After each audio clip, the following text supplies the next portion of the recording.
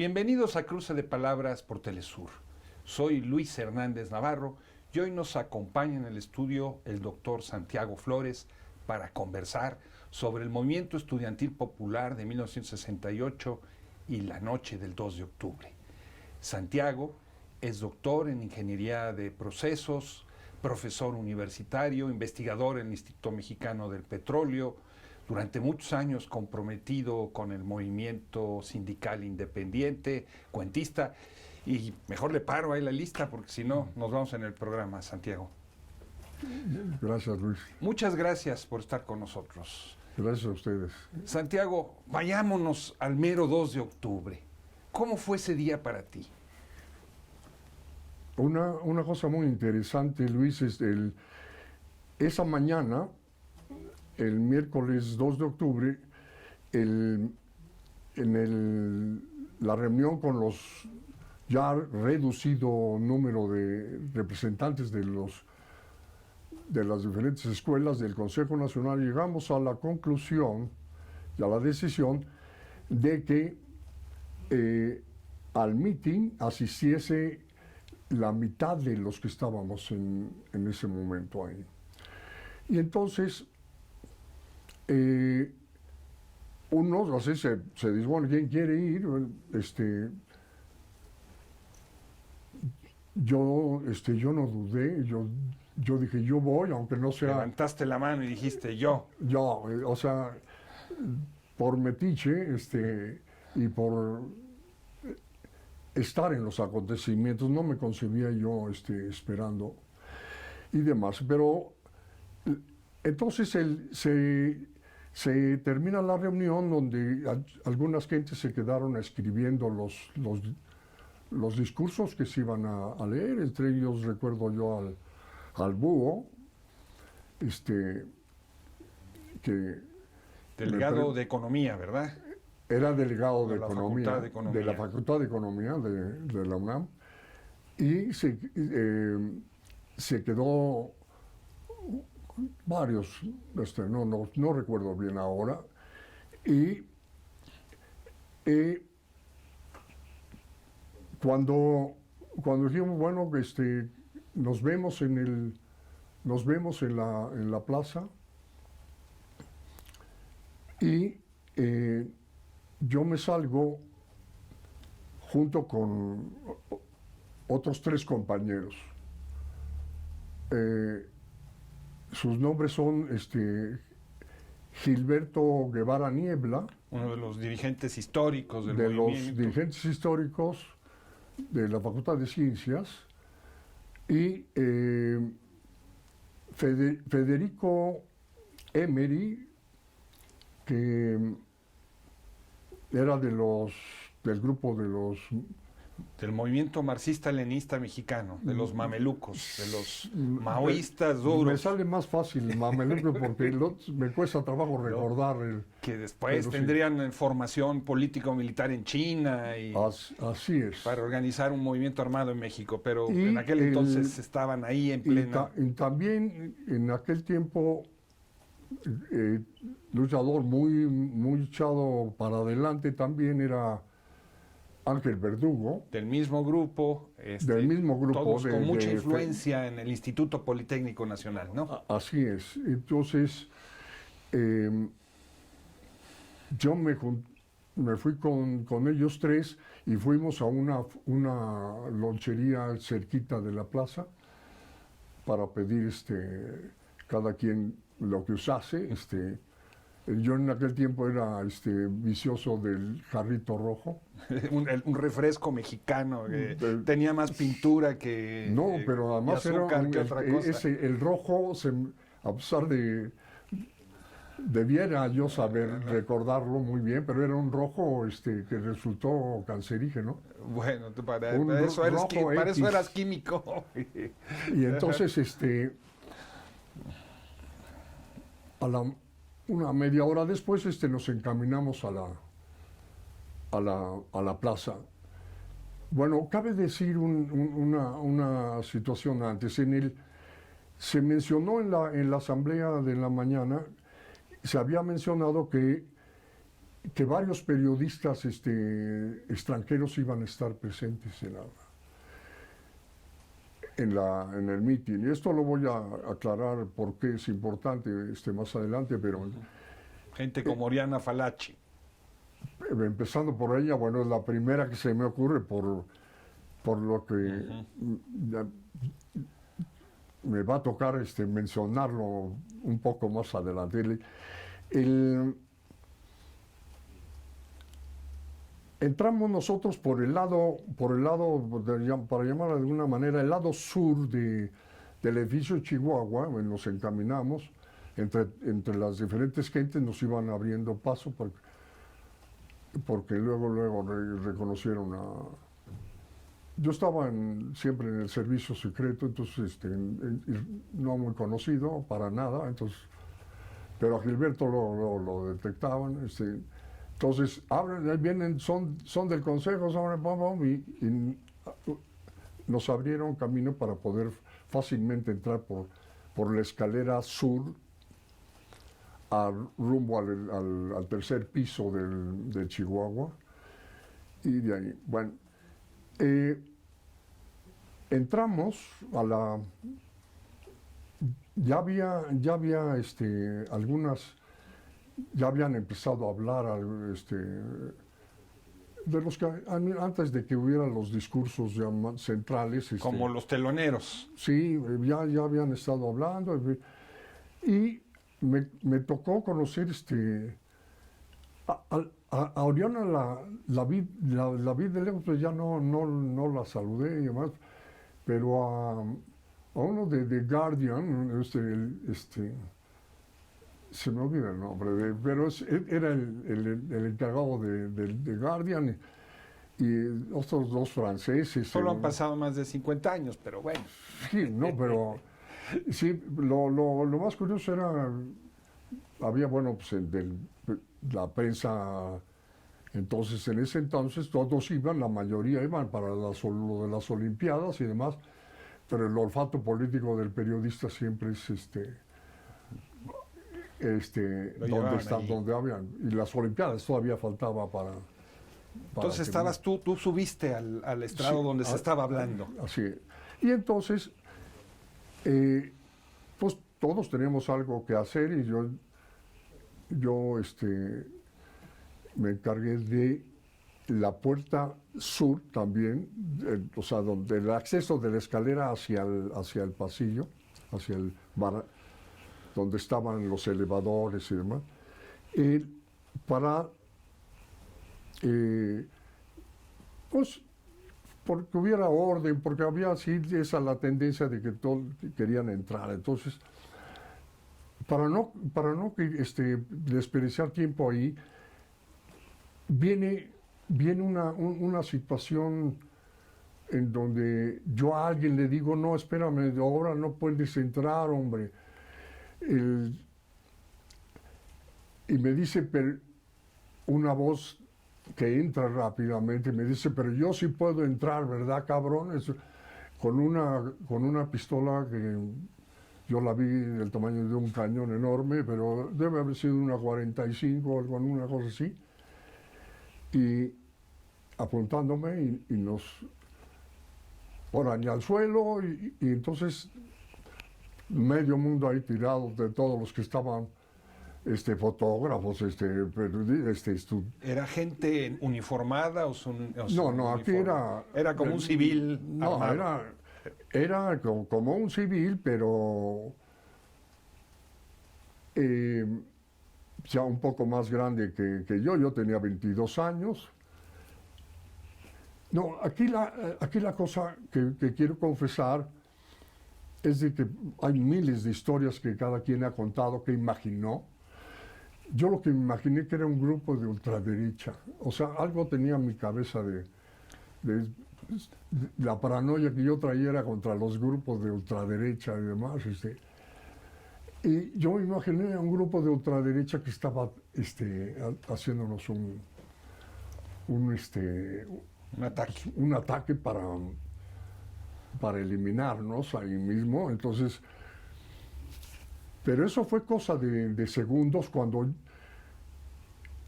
yo empiezo a sentir algo raro. Bueno, pero el problema es que todo pasa en segundos, Luis. Y yo tengo una mirada, a veces tengo problemas en los ojos, pero veo con escaneo. Yo escaneo. Y yo cuando casi al mismo tiempo está ocurriendo esto de que las bengalas, yo veo así de refilón, las bengalas. O sea, hay una serie de luces, Sí. de cohetes, de luces de bengala que se Sí. lanzan. La mayoría en la de la plaza. gente dice que eran verdes y me he encontrado gente que dice que eran rojas y yo ya nunca pude recordar si yo vi de las dos luces. De Entonces, las verdes y de las rojas, como la bandera nacional. casi. Bueno, entonces esto fue muy rápidamente. Uno de otros que venían atrás del que concretamente entró y se dirigió, o sea, como que cruzó en diagonal y fue el primero que yo veo que dispara hacia abajo. Que dispara hacia abajo, entonces yo me congelo, vamos, o sea, no, dije ahí, no es nos van a detener a nosotros, no es contra nosotros, es contra la gente de allá abajo. Pero todo esto son pensamientos, se te cruzan montones de pensamientos en el momento, son segundos y todo se vuelve sonidos de todo tipo, gritos así locales, pero ya empieza las ametralladoras, los fusiles, o sea, jamás en mi vida había yo oído, o sea, y soy sinófilo desde que soy chiquito, nunca había oído tan cerca una balacera de ese Una tipo. balacera. ¿Te parece, Santiago, si vamos a una pequeña pausa? Amigos, amigas, no se vayan, volvemos en muy breves instantes.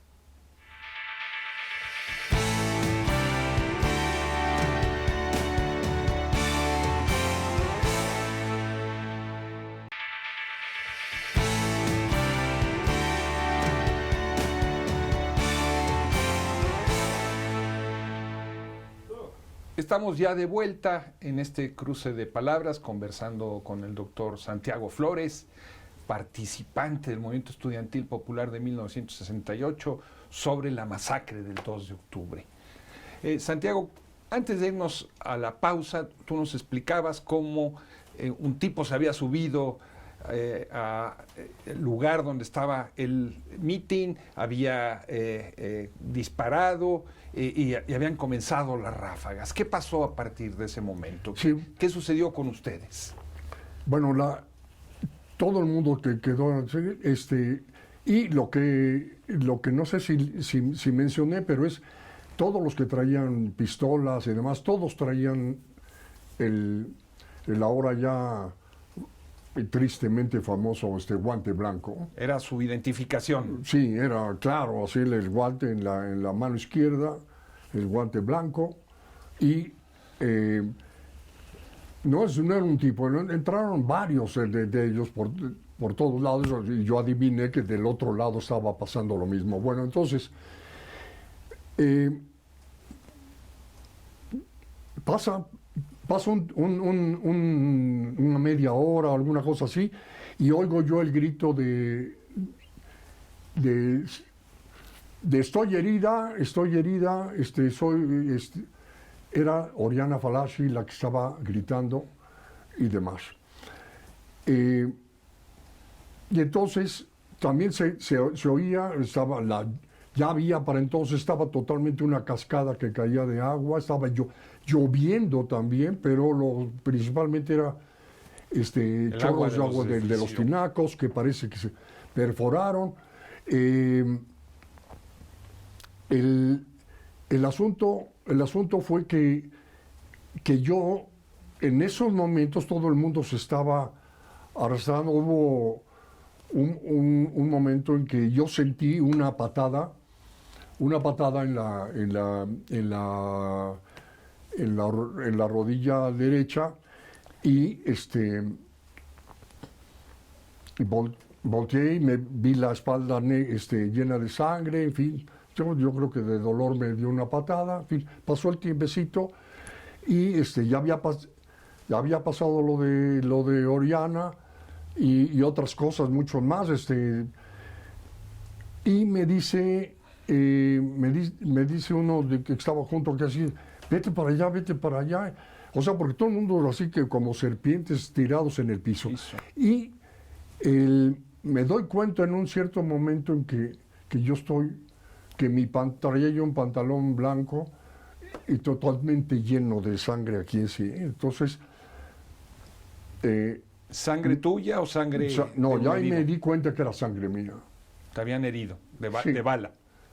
Sí, bueno, finalmente realmente no era una bala, es lo mismo que le pasó a, bueno, una o dos de las de la Oriana Fallaci y a muchos otros, era esquirlas de balas, de Esquirlas las de de balas. calibre 50 porque era concreto armado donde estaban los elevadores y esas serían. A mí me entró una esquirla de bala. ¿En qué momento, Santiago, es que los juntan y los llevan adentro de Bueno, los edificios? pasó el tiempo y a mí me empiezan a subir, a diferencia de que a otros los bajaban, a mí me suben al siguiente piso y en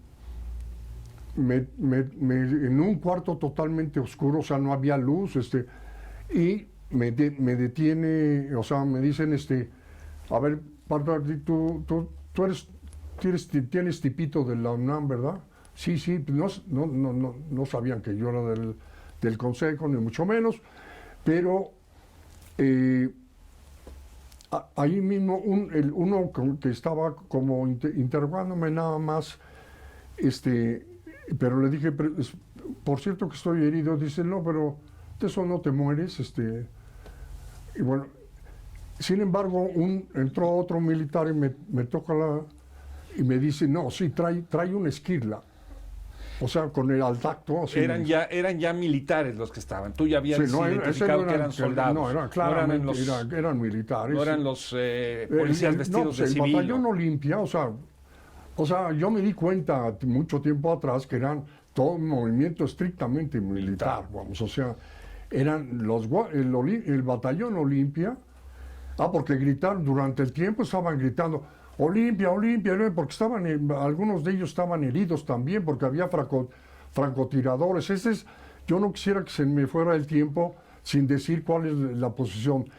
Es el ejército, son las guardias presidenciales, representadas por Batallón Olimpia, y los francotiradores, que ahorita no recuerdo de qué corporación militar, pero todos el Estado Mayor Presidencial. El Estado Mayor Presidencial.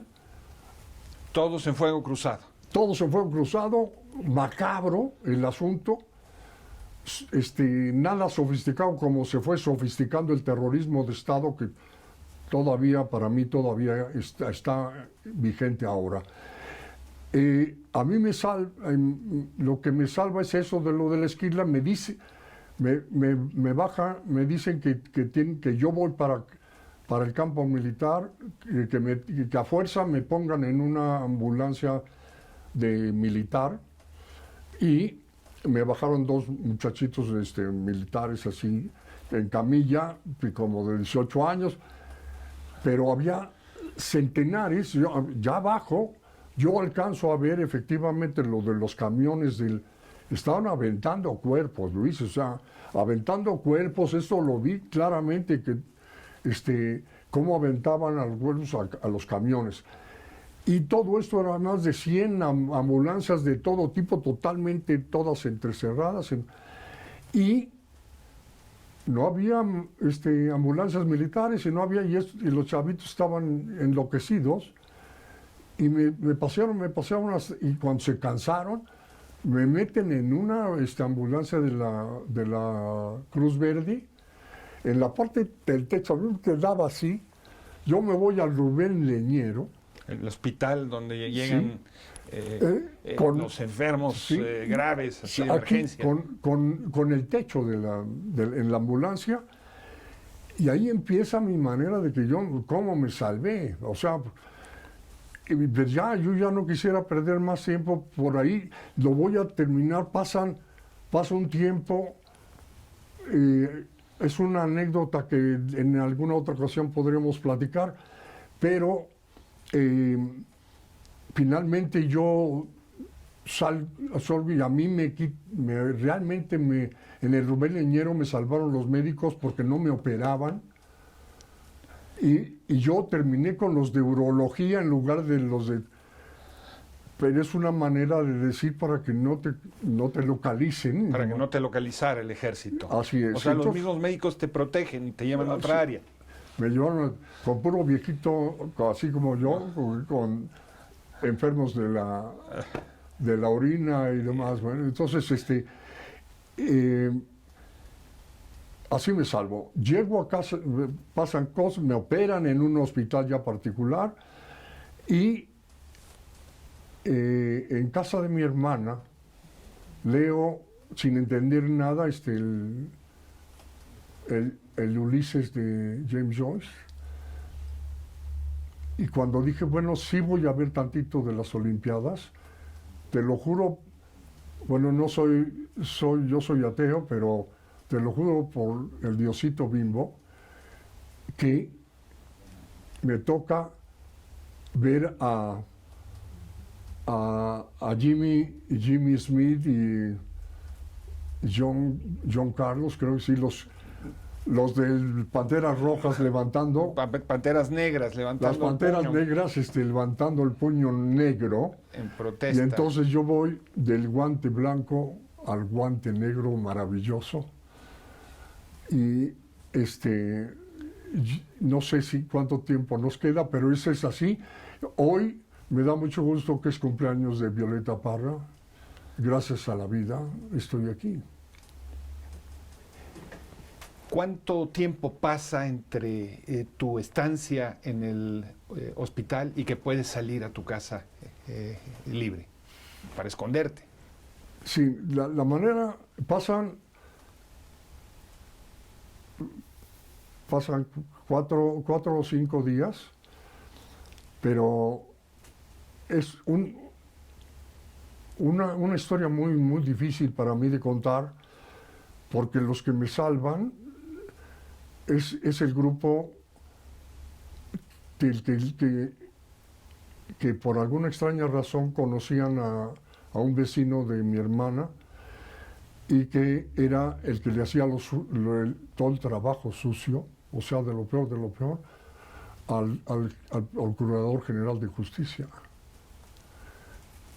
Y esos me sacaron del hospital. Por las relaciones familiares. Me golpearon de cierta manera especial para que no dejarme. Y ya sabes, acuérdate de que tu esposa, mi ex esposa estaba embarazada. Y entonces acuérdate que tu esposa está esperando un hijo. Entonces, si lo quieres volver a ver, entonces no te vuelvas a meter en nada. Pero yo había jurado en todos esos minutos, había jurado, porque yo no tuve miedo, yo tuve rabia, Luis, rabia, que todavía no la olvido, y juré que toda mi vida la iba yo a entregar a luchar contra el terrorismo de Estado, ahora que tiene más caras más. Y si alguien tiene que pedirnos perdón, es el ejército por todo lo que ha hecho y sigue haciendo todavía en varias partes del país y demás.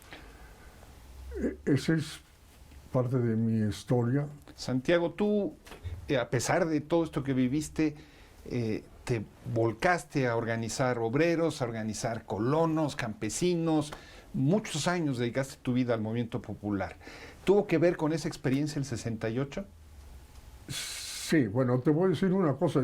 Sí, desde el 68, con mayor razón, te vas formando políticamente, pero el movimiento médico a mí también me afectó, me llegó de lleno. De 1966. El de 66 y demás. Entonces, desde ahí empecé yo a ver. Bueno, ya, y luego todo lo que se vivía en aquellos tiempos de los 60s y demás, y las lecturas, en fin, todo eso va cuajando.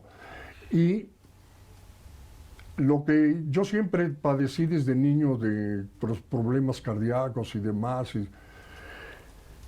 entonces para mí estaba claro que la guerrilla no era lo mío, por cuestiones de limitación física, y si no, yo tengo miedo de los cohetes. Siempre desde entonces tengo pavor cuando suena un cohete, no puedo evitar recordar todo ese tipo de cosas. Para mí lo mío, descubrí que efectivamente cuando fui contactando a gente que podíamos, o sea, tal que tú conoces bien, La Causa del Pueblo, un periódico donde se contaban las historias populares y de diferentes luchas y demás, y el trabajo acompañando al movimiento sindical independiente y demás. Entonces, en un minuto, porque ya nos llegó la guillotina del tiempo, ¿te arrepientes de haber estado en la plaza de Tlatelolco ese día? No me arrepiento. ¿Se ha hecho justicia? Para nada, para nada. Materia pendiente. Materia pendiente. Luis, gracias. Santiago Flores, muchísimas gracias por estar con nosotros en este cruce de palabras. Y ustedes, amigos, amigas, muchísimas gracias por su amable compañía el día de hoy.